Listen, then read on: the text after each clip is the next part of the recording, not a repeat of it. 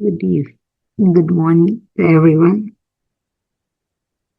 Today is April 5, 2026, Easter Sunday. Today also is the third day of our novena to the Divine Mercy. Let us first begin with our 3 o'clock prayer.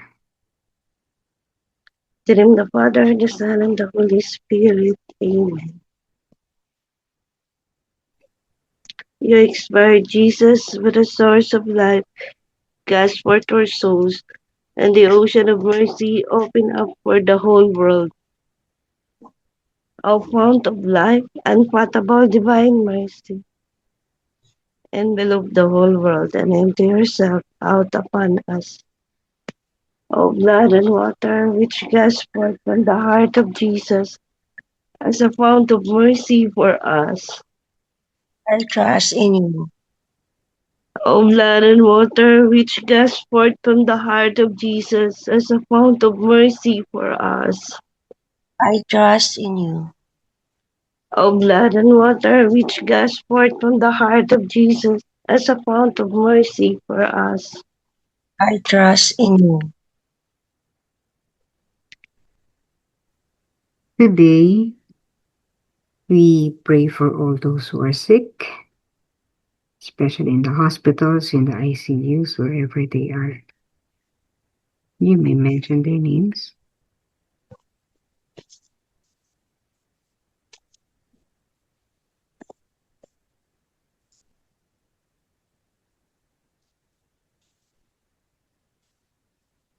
Let us also pray for the eternal repose of the souls, for the eternal repose of the souls of Daisy, Ivan, Jose, Dionisio, Inocencio, Danilo, Clemente, Anthony, Aurora, Estacio, Luisa.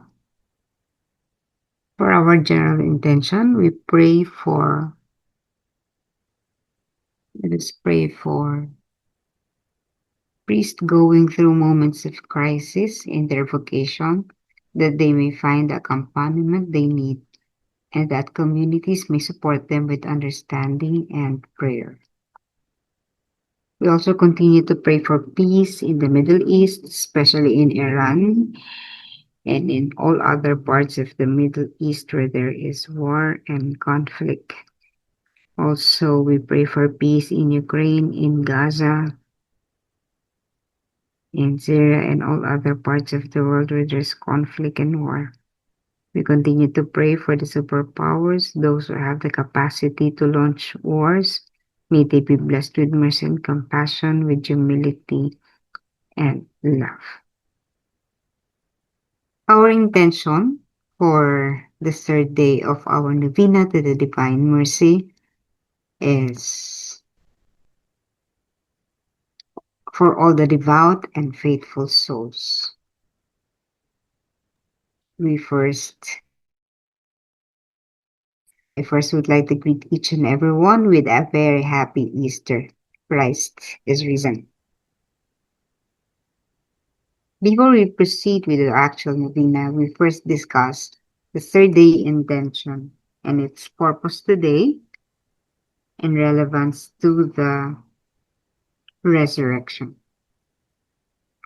Who are the devout and faithful souls? These were, or those provided consolation on Jesus' way of the cross. It is specifically mentioned in the intention which we would later read.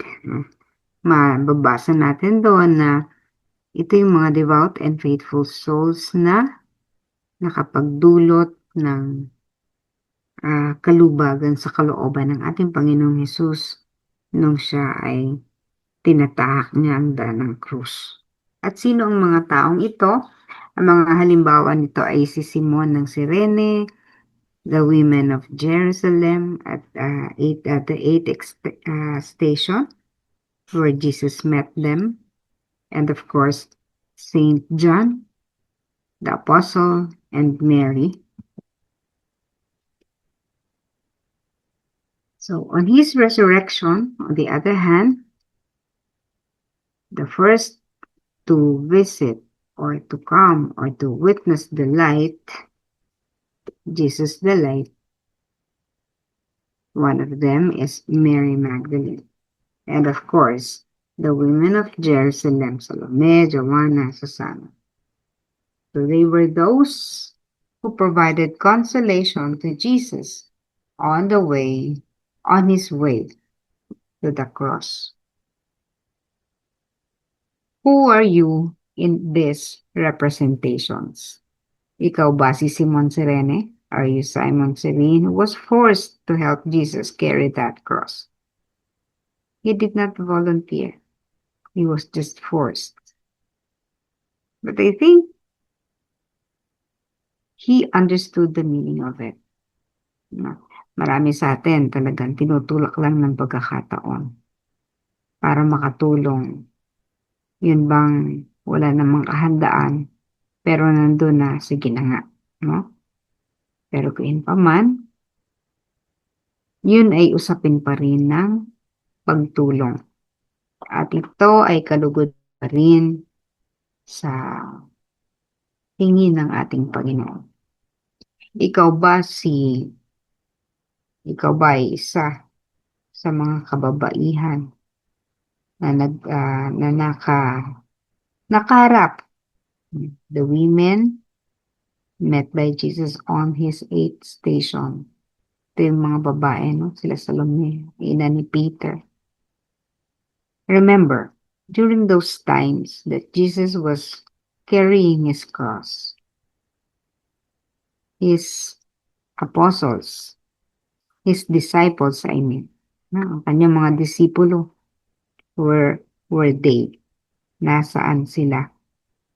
Out of fear, they scrambled and hid themselves. Nagtago sila. Di sila humarap. No, hindi nila kinaya. Why? Because they were afraid of their life. Baka madamay sila. Kaya tatahimik na lang sila. And one of them, Peter, he denied knowing his master. How many times? 3 times. Hindi ko kilala yun. Hindi ko kilala yan. Diba? Pero before that, sabi niya, Guro, mahal na mahal kita. No? Hindi ko gagawin sa'yo yan. No? Pero nung actual na, he was so afraid of his life that he had to deny his master. Ikaw ba yon? Ikaw ba ang mga apostol? Isa ka ba sa mga disipulo ni Jesus na nagtago nung mga panahon kailangan siya? O ikaw ba ang mga kababaihan ng Jerusalem who brave themselves, no?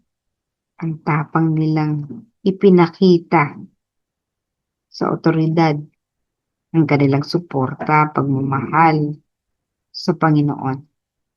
Hindi sila natakot. Hindi natin sila kinakitaan ng pagtatago. Itong mga babaeng ito malalakas kalooban. But they were weeping. Awang-awa sila kay Jesus. No, pero, anong sabi ni Jesus? Naku, huwag niyo akong tangisan. Tangisan niyo ay ang inyong mga buhay, inyong sarili, at ang inyong mga anak. So, pinakita ni Jesus Jesus gave a hint of what would happen to them. Mabuti pa sasabihin niyo na mabuti pa. Kasi, di ba? Ina sila, mabuti pa na hindi sila naging baog na lang. Mabuti pa ang baog. Mabuti pa hiniling na lang nila na maging baog. Kasi nga, ano ba ang nangyari? Kalimbawa, kay Pedro, alam natin kung paano siya namatay. Napakarahas. So, ang tangisan nyo, sabi ni Jesus, huwag ako. Kasi yun, tinanggap na niya yun yung nangyari sa kanya. Tinanggap na niya yun. Tinanggap ni Jesus. Mabigat man, Mabigat, napakahirap man yung pagdadaanan niya. Tinanggap niya yun.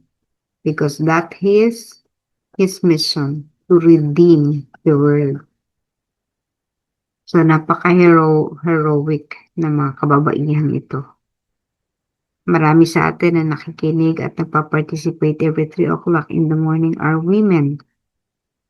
Ilan lang sa atin, si Brother Marco, yan, siya lang ang active among the men, na male, na nagpa-participate sa atin. But most of us are women. Even the devotees to the Divine Mercy, majority are women.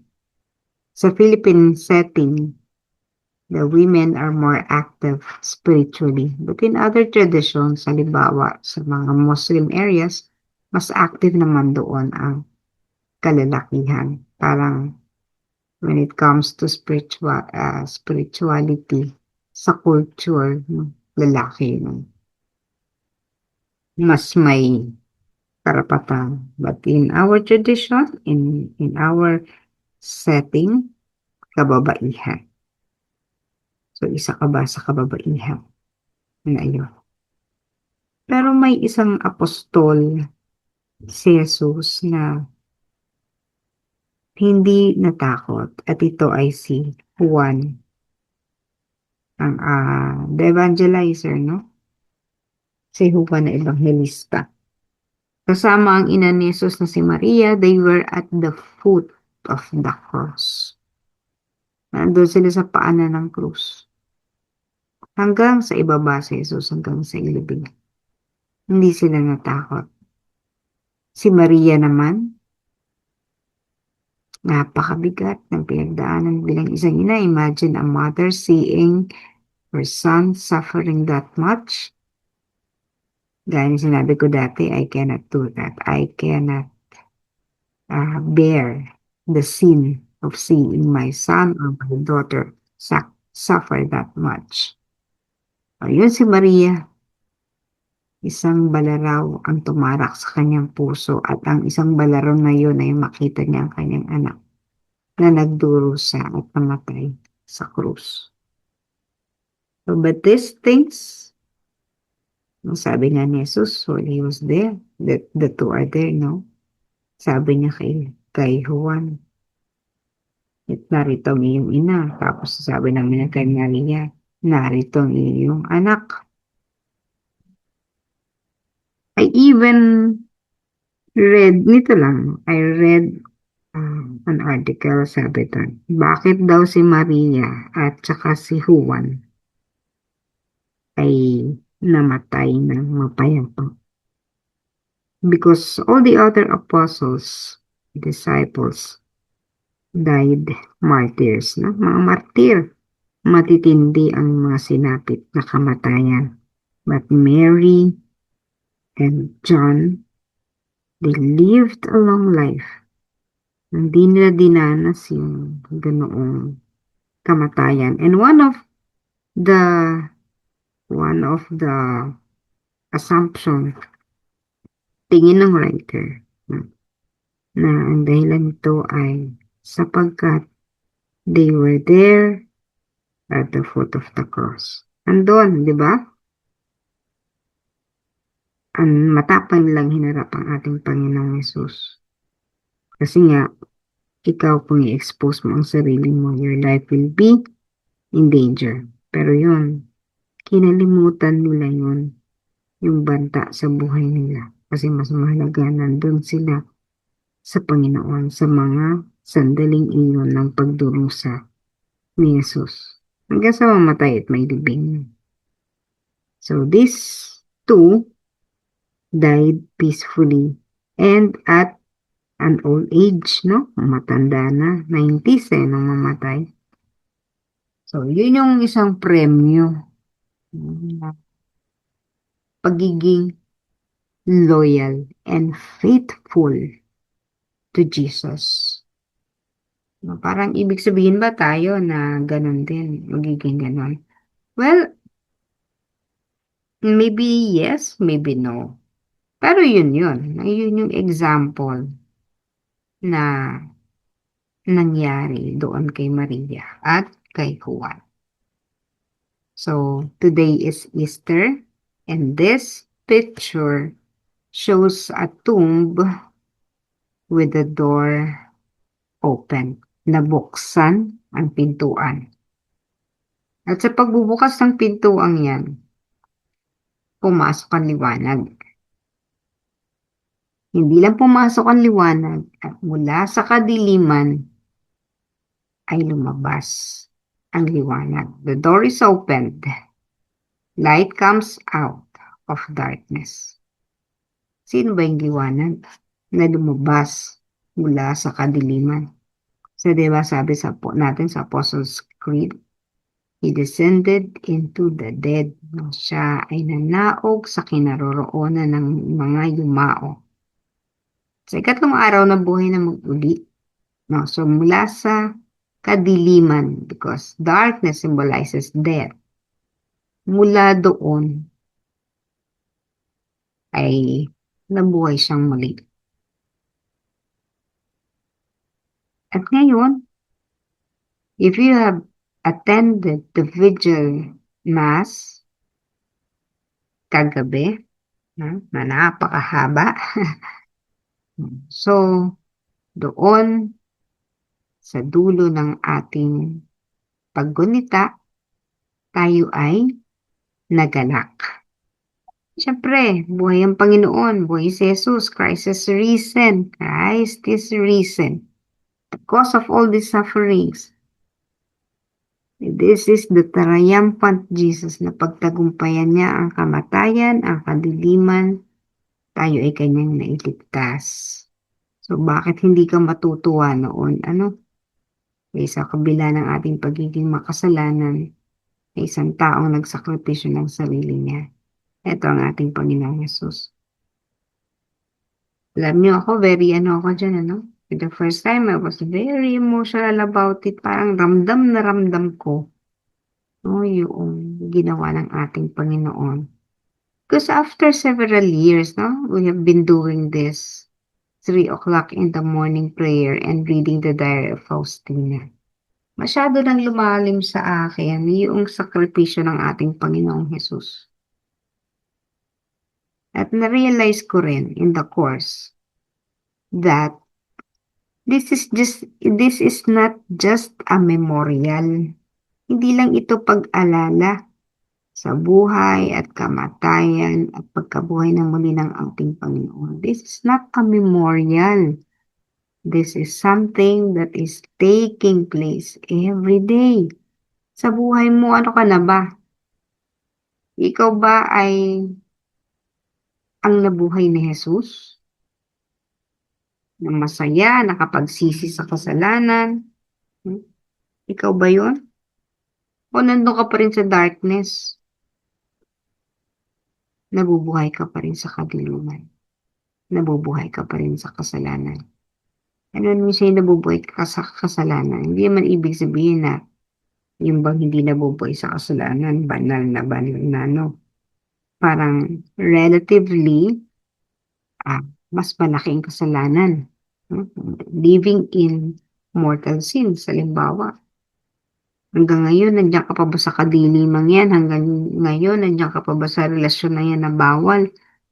Hanggang ngayon, nandiyan ka pa ba na alipin ka ng bawal na gamot, ng alak, sigarilyo at lahat ng bisyo? Hanggang ngayon ba, pumapatay ka pa rin ng tao at naniniwala ka pa rin sa pamamaraan yan? No? So, are you still living in sin? O, nasa iyo yun. Well, for those naman na ang dami pa rin grudges, hindi pa rin nagpapatawad ng kasalanan ng ibang tao sa kanila, nabubuhay pa rin sa galit, no? So, you're still living in darkness. Hanggat hindi mo natatanggal yung galit na yun sa dibdib mo, you are still living in darkness. Hindi ko alam kung hanggang kailan ka dyan sa kuweba na yan na madilim. Pero hanggat hindi ka nag-let go ng mga bagay na yun, you are living in darkness at medyo malayo ka pa sa resurrection. So when the door is opened, light comes out of darkness and that light is represented by Jesus. The devout and faithful souls they were the first to see the light, 'di ba? Sino ba ang naunang pumunta doon? Halimbawa si Magdalena, madaling araw pa nagtungo na siya doon. Pagdating niya sa kinalilibig niya ng kanyang guro, nakita niya na bukas ang pintuan. Pagpasok niya sa loob, wala na ang Panginoong Hesus. Ang nandun na lang ay ang kayong lino. Diba? At sinabi sa kanya ng anghel, buhay ang hinahanap mo. Nalungkot siya kasi parang hindi siya makapaniwala na buhay. Na nalimutan niya yung sinasabi ng Panginoon eh. Dahil hindi nila expect na mabubuhay na maguli. Yung pala yung ibig sabihin na uh, on the third day, he will, on the third day, he will rise again. Yun pala yun. So, kauna-unahan, imagine, bakit itong mga babaeng ito, including the women of Jerusalem, sila yung kaunahan, ibinili pa nga si Jesus, pumunta kayo doon, bumalik kayo doon at sabihin niyo sa aking mga alagad na ako'y buhay. Bakit ba hindi yung mga apostoles, ang mga disipulo pala, no? Magkaiba kasi. Bakit ba hindi yung mga alagad niya, yung inuna niyang pagpakitaan? Bakit itong mga kababaihan ito? Why these devout and faithful souls? Siyempre, ito yung matapat naging matapat sa kanya.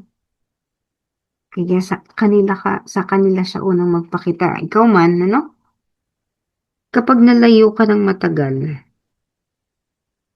sino ba yung binabalikan mo? Sino ba yung unang-una mong gustong makita? Pagbabalik mo, nag-abroad ka, matagal kang nawala.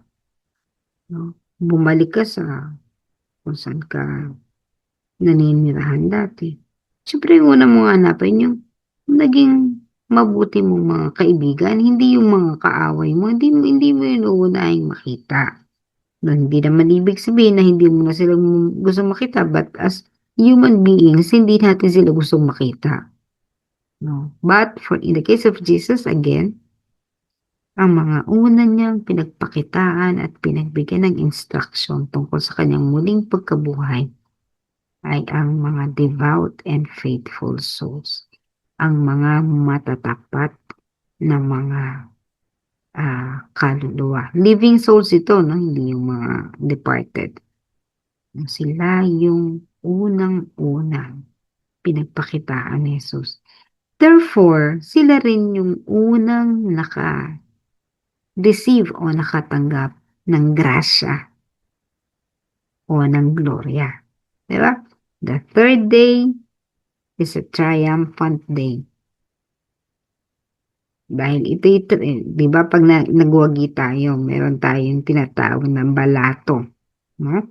So, sino unang mababalatuhan? Di syempre, again, yung malalapit sa'yo. Hindi mo uunahing balatuhan ng premyo yung mga nakakainis sa buhay mo.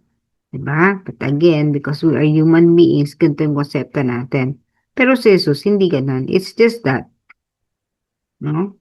Kinampare lang natin. Kasi nagpakita naman si Jesus sa lahat. No? Hindi lang sa mga devout and faithful souls. But again, the privilege goes to the devout and faithful souls. So, kaya sila yung unang nakatanggap ng grasya. And by grace, no? Maraming ibig sabihin niya. Do not confine yourselves with the grace of spiritual grace. Hindi lang yung all forms of grace. Ito, yung kapalit ng pagiging matapat natin sa Panginoon. So, diba, the divine mercy, Easter marks the triumph of Jesus in saving us. So, nagtagumpay na ang ating Panginoon. Ngayon, tinatanggap mo ba? Diba, iniligtas ka Dahil nailigtas ka na, parang ganito mga Israelita, no? Nailigtas na sila. Ito na, kailangan mo nang umalis. Aalis ka ba? Nasanay na sila doon. Lahat ba ng Israelita umalis? No. Ang alam natin, tinawid nila yung dagat. Nahawi ang dagat, nakarating sila sa promised land. No. Yung iba, ayaw. Siyempre, nasanay na eh. No. Yung iba nga, nandun na sa promised land. Nagsisisi pa. Kasi bakit? May pa daw doon sa Ehipto. May nakakain sila. Alipin nga lang sila at nahihirapan sila, inaapi sila. Pero dito sa promised land, siyempre, bagong-bago yung mga environment. Wala silang makain. So, reklamo silang malupit, di ba? Maigi pang hindi na lang sila sumama sa paglaya. So, ganun din. Ikaw ba? Niligtas ka ng Panginoon sa kabila ng iyong pagiging makasalanan. Tinatanggap mo ba? Kasi ang manifestation na tinanggap mo ang iyong pagkakaligtas magkakaroon ng pagpapanibagong buhay. There will be a mark of conversion. Kung wala, dating gawin pa rin. Hindi mo tinanggap. Hindi mo tinanggap. So kahit sinasabi natin na inligtas ng ating Panginoon ang sanlibutan, nakadepende pa rin sa bawat individual kung tatanggapin ang pagliligtas na ito ng ating Panginoon. At sa maniwala kahit hindi, mas marami ang sa totoo lang hindi tinatanggap. Sapagkat, lalo na sa panahon na ngayon, tinitingnan na lang yung isang kasaysayan. Hindi po ito kasaysayan. Itong isasabi natin, itong Passion of Christ is not history. Because this Passion of Christ is happening at the very present moment. Happening simultaneously in every individual, in every soul. So, hindi ito pag-alala. Na naganap na ito ng napakatagal na panahon. Hindi po. Nagpapatuloy ang paghihirap ng ating Panginoon. Nagpapatuloy din naman ang kanyang pananagumpay. Nagtatagumpay siya sa bawat isang kaluluwa na tinatanggap ang kalayaan mula sa kasalanan. Nagtatagumpay siya sa bawat kaluluwa na nagpapanibagong buhay. At para dun sa iba, patuloy pa rin siyang naghihirap. So yun, magalak tayo dahil tayo na iligtas. Pero tayo ba ay tinatanggap natin ang kaligtasan niyan? For devout and faithful souls, the answer is easy. Siyempre, no? Tinatanggap natin yan. But, they had to undergo more challenges along the way. Pag tinanggap pala yan, may ano pala, may mangyayari hindi maganda. Kung alam ko lang, hindi ko natatanggapin. Pero ganun po talaga. If you accept your salvation, you have to turn against all the usual things that you have been doing. Tatalikdan mo ang kasalanan. No? Kasi nga, pag hindi mo tinanggap, you're still living in sin. At nasa kadiliman ka pa rin. Now, for devout and faithful souls, sa pagtanggap nila, tataan pa rin yan sa pagsubok. Bakit ba tayo? Kung kailan natin tinanggap si Jesus, kung kailan nga, mas marami pa yata tayong naging problema kaysa nung hindi natin kilala si Jesus. Sa totoo lang, no? Why? Because God is empowering us every time we fall. Sa pagkakatuto natin, may bago tayong karanasan, may bagong aral. So this provides a strength, no? Ng lakas sa atin. Bakit? Kasi marami pa tayong haharapin. At sa pagharap natin sa mga paparating ng mga challenges or hamon sa buhay, we need to be stronger. Kasi pahirap siya ng pahirap. So, our level of spirituality should also progress. No, kailangan ay umunlad din tayo sapagkat para tayo unlad, tayo binibigyan ng kapangyarihan ng Panginoon. Hindi lang natin na-recognize, but the Lord is strengthening us every time we pass a certain challenge in our life. And for the next 7 days, we shall proceed with the journey to eternity. No? Mula ngayon ay Easter Sunday. For the next 7 days. Ito yung sabi kanina. Tinanggap mo, di ba? Binuksan ng Panginoon ngayong araw nito ang pinto ng langit. Mula sa kadiliman, nagkaroon ng liwanag. And we will enter the gate to heaven. Bago natin marating ang eternity of heaven, kailangan nating dumaan sa Valley of Tears. Kaya sinabi natin kanina, no, na sa tatanggap for the devout and faithful souls who would say, yes, we accept this grace of resurrection, yung gloria na tinatawag natin, ano? But we had to undergo more challenges along the way. At yung mga challenges na yun yung Valley of Tears. No, yun yung luluha tayo. Ba't luluha? Kasi may suffering. Na magiging bahagi yan ng ating buhay. Kasi ang susundan natin si Jesus. Si Jesus dumaan sa ganun. Hindi siya exempted. Kaya hindi rin tayo exempted. Pero syempre, mas madali yung sa atin. Why? Because Jesus will be helping us to carry that cross. Hindi katulad ni Jesus. Mag-isa lang niya. Si Simon Siren, siya, but for most of the part, dinala niya yan. Mag-isa.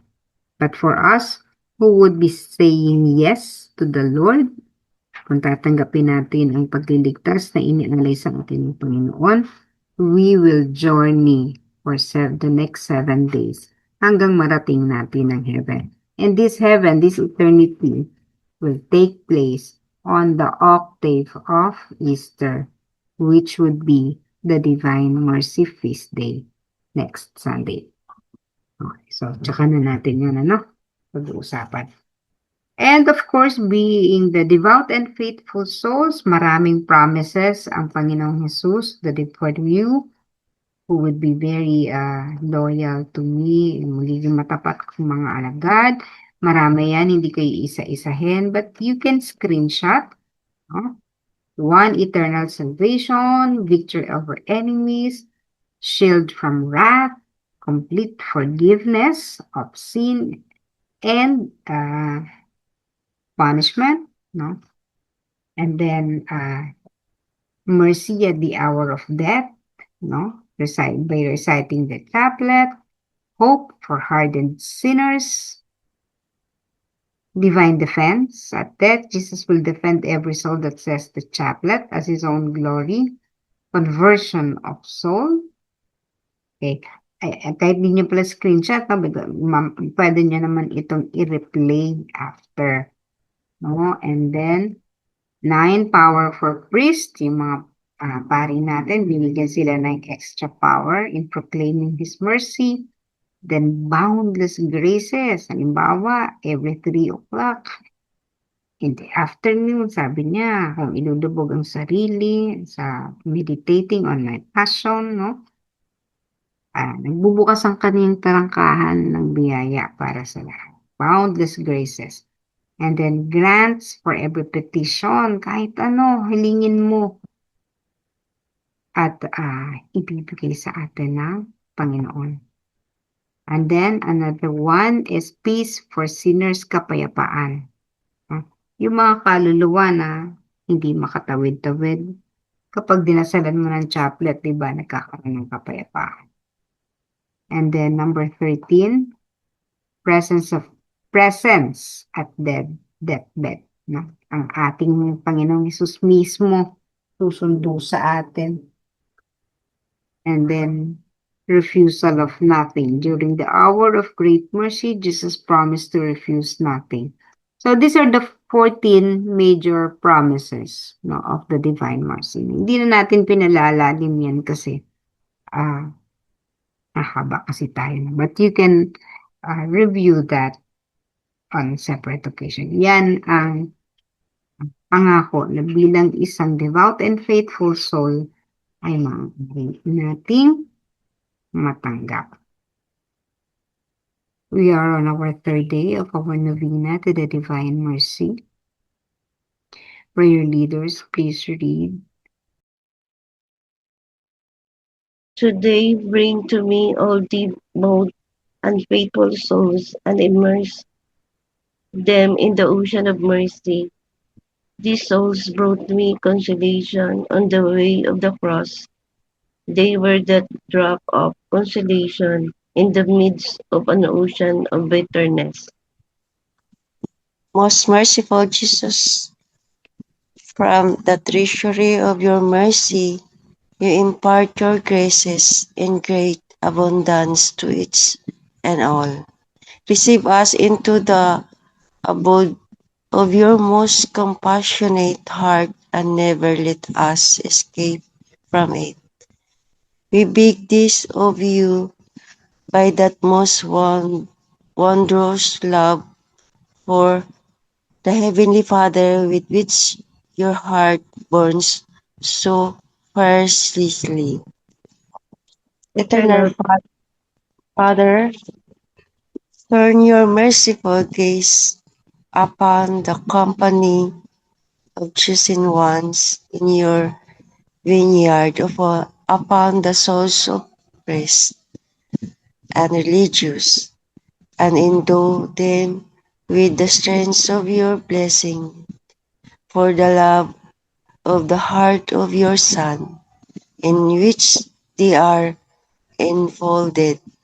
Impart to them your power and light, that they may be able to guide others in the way of salvation, and with one voice sing praise to your boundless mercy for ages without end. Amen.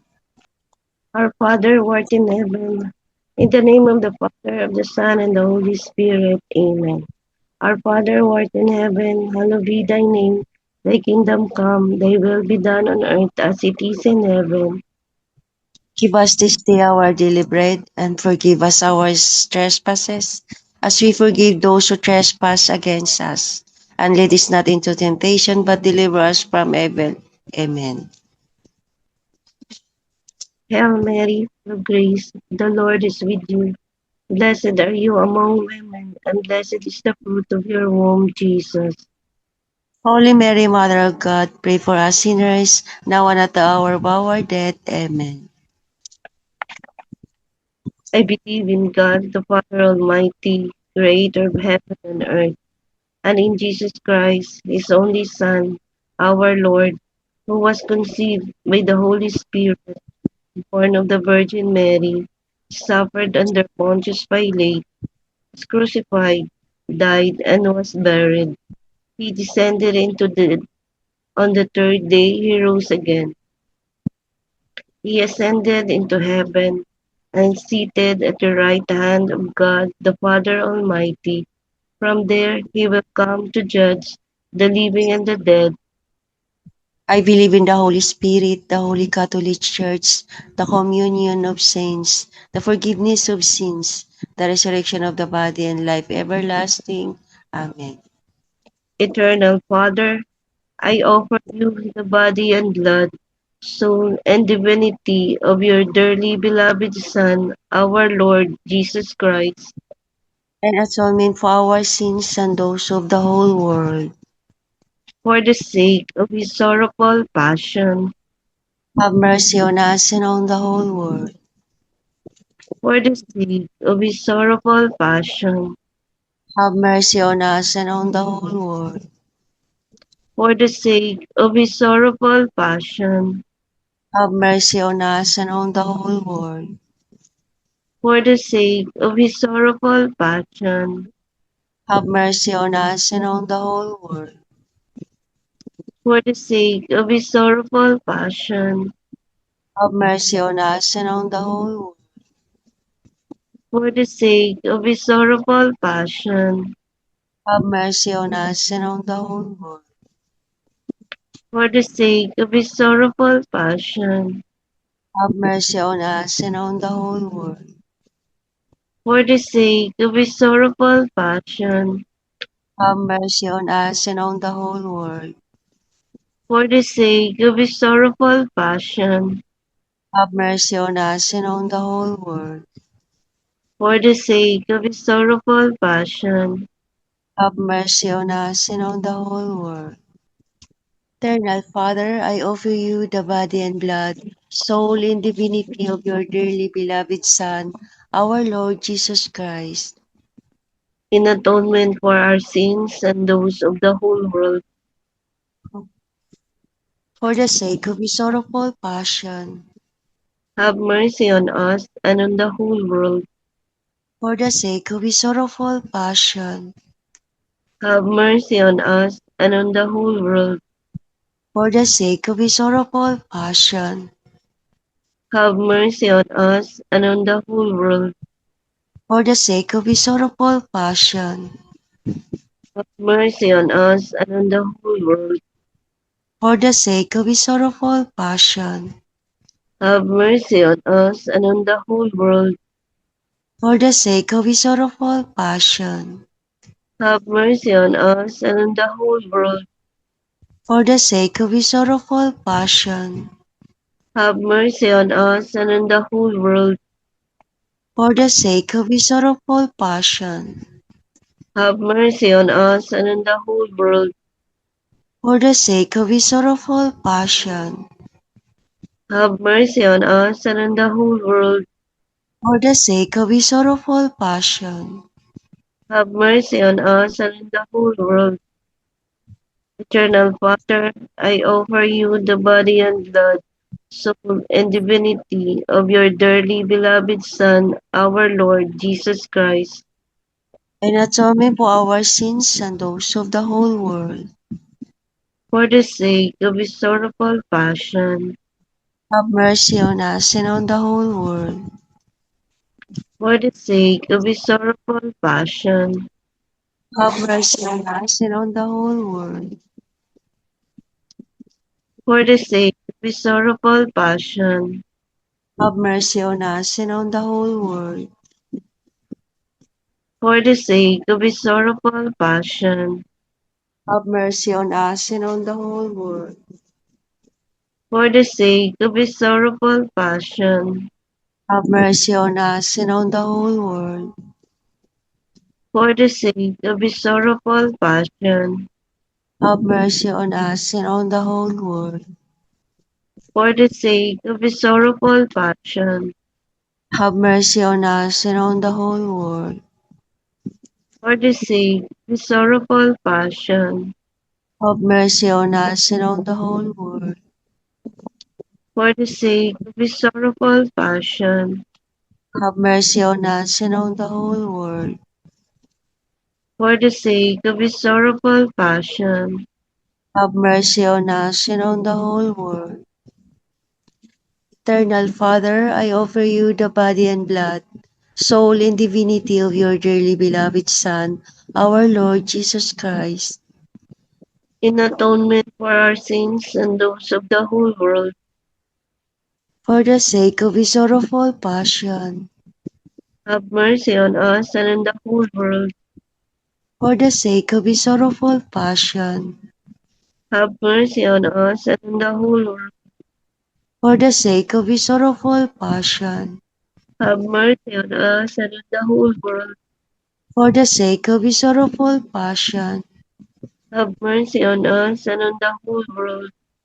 for the sake of his sorrowful passion, Have mercy on us and on the whole world.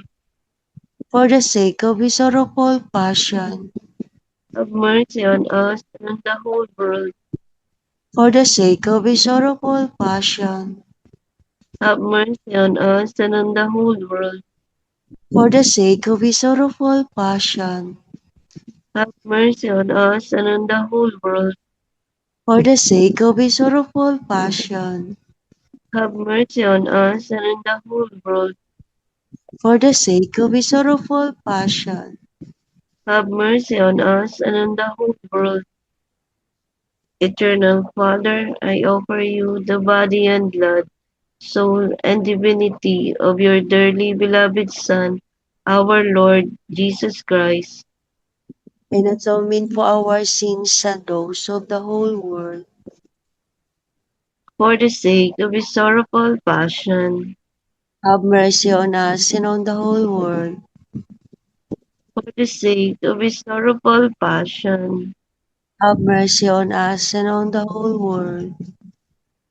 for the sake of his sorrowful passion, Have mercy on us and on the whole world. for the sake of his sorrowful passion, Have mercy on us and on the whole world. for the sake of his sorrowful passion, Have mercy on us and on the whole world. for the sake of his sorrowful passion, Have mercy on us and on the whole world. for the sake of his sorrowful passion, Have mercy on us and on the whole world. for the sake of his sorrowful passion, Have mercy on us and on the whole world. for the sake of his sorrowful passion, Have mercy on us and on the whole world. for the sake of his sorrowful passion, Have mercy on us and on the whole world. Holy God, Holy Mighty One, Holy Immortal One, have mercy on us and on the whole world. Holy God, Holy Mighty One, Holy Immortal One, Have mercy on us and on the whole world. Holy God, Holy Mighty One, Holy Immortal One, Have mercy on us and on the whole world. The love of God is the flower, mercy in the fruit. Let the doubting soul read this consideration on the divine mercy and become trusting. Divine mercy, gush forth from the bosom of the Father. I I, trust in you. divine mercy, greatest attribute of God. I trust in you. Divine mercy, incomparable of mystery. I trust in you. Divine mercy, fount of gushing forth from the mystery of the most blessed Trinity. I trust in you. Divine mercy, unfathomable by any intellect, human or angelic. I trust in you. Divine mercy, from which wells forth all life and happiness. I trust in you. Divine mercy, better than the heavens. I trust in you. Divine mercy, source of miracles and wonders. I trust in you. Divine mercy, in compassion in the whole universe. I trust in you. Divine mercy, descending to earth in the person of the incarnate world. I trust in you. Divine mercy which flowed out from the open wound of the heart of Jesus. I trust in you. Divine mercy enclosed in the heart of Jesus for us and especially sinners. I trust in you. Divine mercy and phantom in the institution of the Sacred Heart. I trust in you.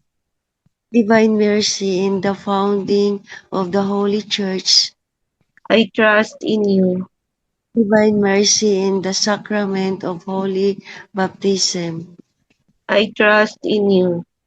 Divine mercy in our justification through Jesus Christ.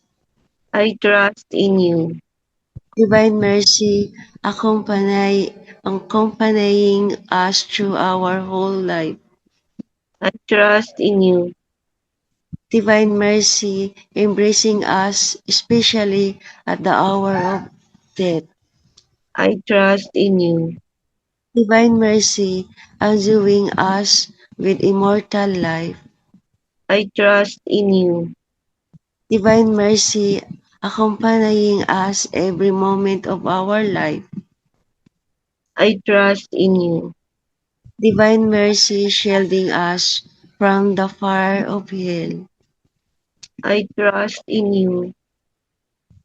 Divine mercy in the conversation of hardened sinners. I trust in you. Divine mercy as punishment for angels incomprehensible to saints. I trust in you. Divine mercy and fathom in the all mysteries of God. I trust in you. Divine mercy lifting us out of every misery. I trust in you. Divine mercy. Divine mercy, source of happiness and joy. I trust in you. Divine mercy, in calling us forth from nothingness to existence. I trust in you. Divine mercy, embracing all the works of his hands. I trust in you. Divine mercy, crown all God's handiwork.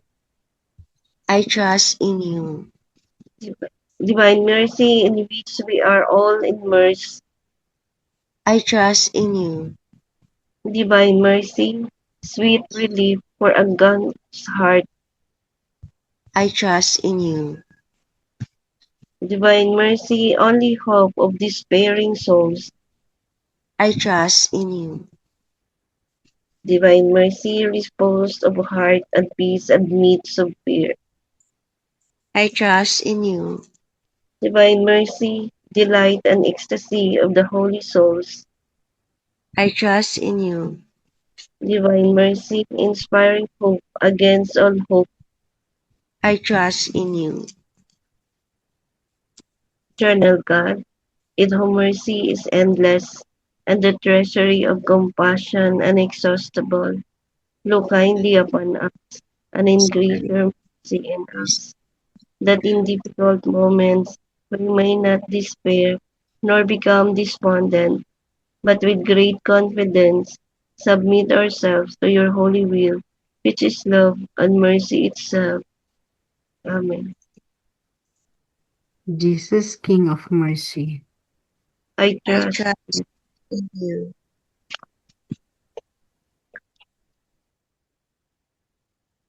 All right, thank you very much for joining us again this morning on the third day of our novena to the Divine Mercy. Please like, share, and comment and propagate the Divine Mercy Novena as presented in our live stream. And we'll see each other tomorrow again at the same time, 3 o'clock in the morning. We were the first to say the novena to the Divine Mercy. Magandang umaga po sa inyong lahat.